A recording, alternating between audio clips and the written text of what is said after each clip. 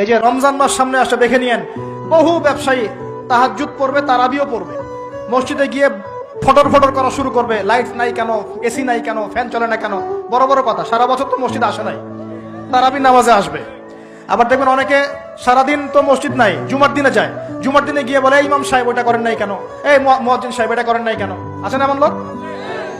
এই শ্রেণী মানুষ আছে দেখবেন, এরাই ফটর ফটর বেশি করে রমজান মাসে। রমজান মাসে দেখবেন নামাজে তারাবিও পড়বে, মাপেও কম দিবে। এরকম লোক আছে না? মাপে যারা কম দেয়, এই পাপের কারণে সমাজের মধ্যে দুর্ভিক্ষ নেমে আসে।